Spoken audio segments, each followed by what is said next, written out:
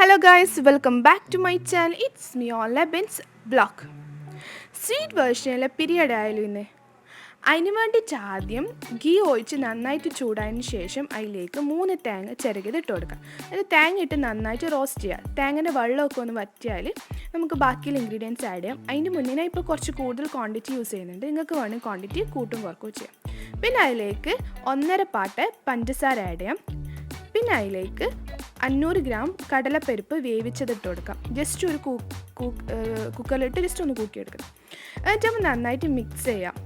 ഈ പാട്ടാണ് ഞാൻ ഉദ്ദേശിക്കുന്നത്, പഞ്ചസാര എടുത്ത് അളന്ന പാട്ടാണ് ഉദ്ദേശിക്കുന്നത്. നമ്മൾ ഈ മിൽക്ക് മെയ്ഡിൻ്റെ 400 ഗ്രാമിൻ്റെ പാക്കാണത്. പിന്നെ ഒരു പിഞ്ച് ഉപ്പിട്ട് നന്നായിട്ട് ഇളക്കി കൊടുക്കാം. പിന്നെ 5 ഏലക്ക പൊടിച്ചതിട്ട് നന്നായിട്ടൊന്ന് മിക്സ് ആക്കിയാൽ നമ്മളെ ഫില്ലിങ് റെഡി. ഇനി മൈദപ്പൊടി കുഴച്ച് ഏകദേശം ഈ ഒരു തിക്നെസ്സിൽ പരത്തിയെടുത്തിട്ട് ഇതേപോലെ സ്മോൾ റൗണ്ട്സ് ആക്കി എടുക്കാം. ഇതേപോലെ ചെറിയ പത്തിരിയാക്കി എടുത്തതിന് ശേഷം നമ്മൾ ഫില്ലിങ് ഇതിട്ട് സ്റ്റഫ് ചെയ്യാം. കുറച്ച് കൂടുതൽ ഫില്ലിങ്സ് തന്നെ ഇട്ട് കൊടുക്കാം. എന്നിട്ട് ഇതേപോലെ ആദ്യം ഒന്ന് ക്ലോസ് ചെയ്തതിന് ശേഷം വേണം നിങ്ങൾ പിരിയിടാൻ വേണ്ടിയിട്ട്. ഇത് പൊട്ടിപ്പിടിക്കാൻ നിങ്ങൾക്ക് വേണമെങ്കിൽ ജസ്റ്റ് ഒന്ന് വെള്ളം തൊട്ടിട്ട് വേണം ആക്കിക്കൊടുക്കും. എന്നിട്ട് ഇതേപോലെ ഒന്ന് പിരിയിട്ട് കൊടുക്കാം.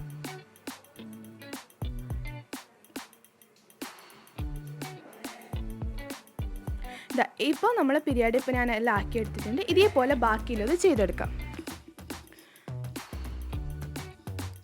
ഇനി എണ്ണ നന്നായിട്ട് ചൂടായതിന് ശേഷം ഇതിലേക്ക് നമ്മൾ ആക്കി വെച്ച പിരിയാഡ് ഇട്ട് കൊടുക്കാം. അപ്പോൾ എണ്ണ പ്രത്യേകം ശ്രദ്ധിക്കുക, എണ്ണ നല്ലോണം ചൂടാവണം, ഇല്ലെങ്കിൽ അപ്പമൊക്കെ എണ്ണ ഒടിച്ച പോലെ ഉണ്ടാവും.